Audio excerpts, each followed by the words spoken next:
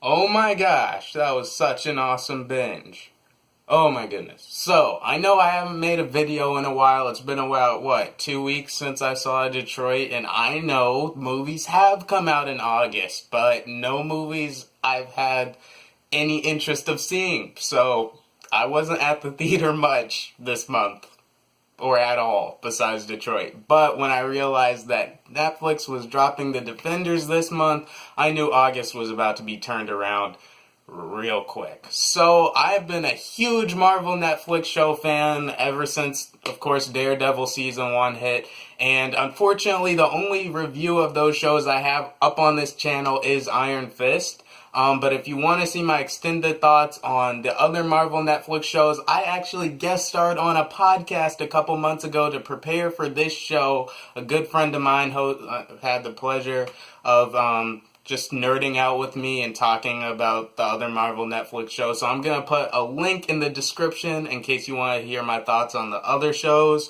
But yeah, we are finally here. The Defenders takes place where each individual season of our other Marvel Netflix series, Heroes, drops off. It stars Luke Cage, Iron Fist, Daredevil, and Jessica Jones finally coming together to stop the looming threat that has been building since Daredevil Season 2-ish, which is, in case you haven't figured it out at this point, is the Hand, the evil organization that has 5 primary leaders, of course, and they are crap's about to go down in New York, so the Defenders had to step up and stop it. And I gotta come out right out and say it, folks. This show is awesome, in case you didn't get the connotation that because I finished this 8-hour series in one day. Just one day, it just took me. But the sad thing is, the tragic thing is, I had to slog through 13 hours of Iron Fist to get to 8 hours of awesome Defender stuff. But even so, I'd say it was worth it. Because this show, first of all, this show brings the action when it needs to. I was kind of surprised with the first 2 episodes how not action heavy. It didn't have a lot of action in the first 2 episodes. Although it starts off with an action sequence starring yours truly, Iron Fist. But to be fair, the first thing I noticed when this episode dropped and when the first episode came on and they show a Catacombs fighting sequence with Iron Fist, I noticed the Iron Fist choreography looked slightly improved. There weren't quite as many cuts. It was a little clearer to see what was going on, and I think the moves were a little bit more intense. But as soon as that first episode's action scene was over, a guy is wounded and Iron Fist looks down and he's like, "My name is Danny Rand. I've been hunting the Hand for a couple months." And I'm like, oh my gosh, no, more Iron Fist. Fortunately for the show, it doesn't, Iron Fist is just 1/4. He's just 1/4 of the heroes, and I'll touch more on him a little bit, but my point being that the action, even the Iron Fist side of it, was a little bit better, a little bit more clear, especially as the episodes progress. And when they're all coming together, man, just like you saw in the trailer, if you saw the trailer, that hallway fight scene, man, these Marvel Netflix shows really have a thing for hallway fight scenes, but when the 4 of them are teaming up and they're just throwing down, it's so awesome to watch, because they have different powers and they have different fighting styles. Seeing Daredevil's boxing slash mixed martial arts and his kickboxing type style, Iron Fist's just kung fu pure karate type style, and also just seeing Luke Cage and Jessica Jones back together again, just plowing through dudes using their super strength. It was so much fun to watch. This show really brings the action and it delivers. Also, the other awesome thing about this show is finally seeing these characters interact. There are no more little hints like Claire has been dropping since Daredevil. There are no more little hints like, oh, I know a guy, he lives in Harlem, he stops petty crime in Harlem. Oh, I know a guy, he's a lawyer. Oh, I know a girl, she's a PI and she does investigative work and stuff like that. No, they're finally together and seeing them interact. It reminded me, it was really reminiscent for me of the Avengers, 2012, the first Avengers movie. Because this is what it is. It's a silver small screen Avengers team up. And with so many team ups nowadays, it's really hard hard for superheroes to really sell this as far as making it fresh and new, because we've seen it twice already with the Avengers, and we're going to see it another time with Justice League this year alone. So, but they still deliver. It's really awesome seeing these characters come together and how they interact, because different heroes bond with each other differently, but it was still awesome to see their individual personalities shine through. So if you don't know, for example, that Luke Cage and Iron Fist are best friends in the comics, they explore that dynamic pretty well here. Of course, everyone doesn't want to fight. Everyone doesn't want to work together at the beginning. They have their feud, but seeing them build their friendship, Daredevil has a really interesting relationship with Jessica Jones. He first acts as her lawyer, and of course she initially tells him to, piss off and, just don't follow me and stuff like that. They develop a pretty cool friendship, and so does Iron Fist and Luke Cage.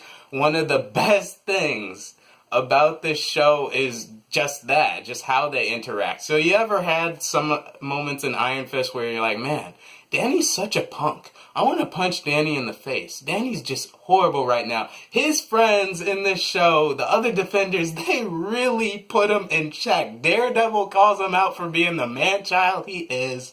And Luke Cage, one of my favorite, if not my favorite, scene of this series. I'm not going to say much. All I'm going to say is Luke Cage reminds Iron Fist of what white privilege is. One of the best scenes in the entire series. It was unexpected. I did not expect them to go that route. But my point is, it was awesome seeing them interact with each other in that way. Another thing the show really does a good job about is its interwoven narrative. So before all the characters come together, it's like you're watching individual new seasons of all your favorite Marvel Netflix shows. When Daredevil, they do a great job of giving each Defender good screen time. And when Daredevil's doing his thing, they focus on him really well, and his relationship with the case, the mystery of the hand as a whole. What's awesome about the interwoven narrative is that they all have a piece of the puzzle that they're working to crack. They all have a piece of the mystery that they're working to solve, and the show expertly focuses on each part of the mystery that they're trying to figure out. And when it comes together, when they all come together with their knowledge of the situation, it was awesome. Of course, things do hold this show down, like Iron Fist. So when I reviewed Iron Fist, I thought the main problem with Iron Fist was that he was just dully written. After watching Defenders and seeing him a second time, it's a mix of not the best casting and dull writing on the character's part. I'm sorry, when you have such standout and breakthrough personalities like Jessica Jones, like Luke Cage, like Daredevil, having Danny just keep reminding you over and over, I'm the Iron Fist. This is my destiny. This is what I had to do. I had to destroy the hand. And you're just like, oh, God, this guy is so boring. He's just, he's the worst. But although he was easily the weakest Defender, predictably, it was Danny at the end of the day. If you watch the series, Iron Fist brings some levity. At first he brings some levity in the group. He's the one that brings them together in the first place. When everyone says, this is ridiculous, this is crazy, Iron Fist is the one that brings them together. So you can say that. Another kind of disappointing thing about this show was the villain. So Alexandra is the main villain of this show. They established from right off the bat that she's grappling with mortality, that she only has a couple days to live, that she's sick. And seeing her just live her life, the last days of her life as a person normally would, it wasn't that interesting compared to the standout villains we've had in the Marvel Netflix universe, like Kilgrave, like Cottonmouth, like Kingpin. It wasn't as interesting. Also, if you've seen the trailer, you know Elektra is a villain in the show, that they brought her back.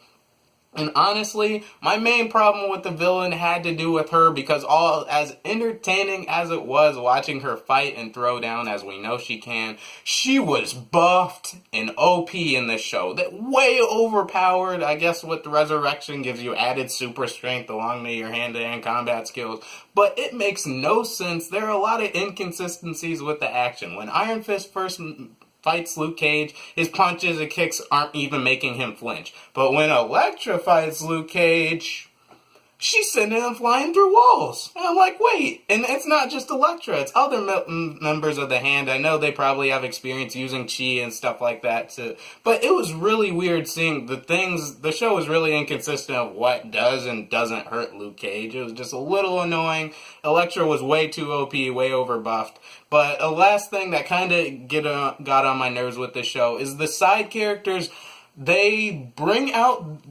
The side characters are really great when they're paired with the heroes. When the heroes and you see how they interact. But when the side characters are alone, when you just see Jessica Jones' best friend talking to Karen from Daredevil, it's finding out things that you found out and the heroes found out 4 episodes ago. It's kind of boring. Also, there's the returning police trope that, oh yeah, we don't know. Those vigilantes are dangerous. Set up a perimeter. The police trope, I feel like they focus way too much on the police's role with this. I know you have to have them present in some capacity, but it was just a little stereotypical and overdone. But those are a couple things. Daredevil was awesome. Charlie Cox once again turns in an exceptional performance. Seeing him grapple with his guilt as a Catholic, but also a superhero, a vigilante, was awesome. Mike Colter is once again awesome as Luke Cage. He brings that wise. He's the closest thing to a stereotypical hero. He's definitely the Captain America type in the group that he just knows what he wants to do and he wants to do good. Mike Colter, once again, great in this show. But the standout for me was definitely Jessica Jones. Kristen Ritter gives such a great performance. Jessica Jones does not take any crap from no one, and she's the closest to a relatable, ordinary person in that she just wants to turn in her 9 to 5 and get everything over with. But just seeing her, like, pessimistic disposition towards the other characters, like, okay, just how she plays the rude character in such an entertaining way. It's just a joy to watch. But yeah, those are my overall thoughts. I was very pleased with The Defenders Season 1. I'm gonna give it 4 out of 5 stars. If you want to hear my thoughts on the other Marvel Netflix series besides Iron Fist, definitely check out that link in the description where I'm on the podcast. That'll be great, and I appreciate it a lot. Alright, guys, I am Pac. Thanks so much for hearing my perspective. Please like, share, comment, and subscribe if you enjoyed the video, and I'm out for now.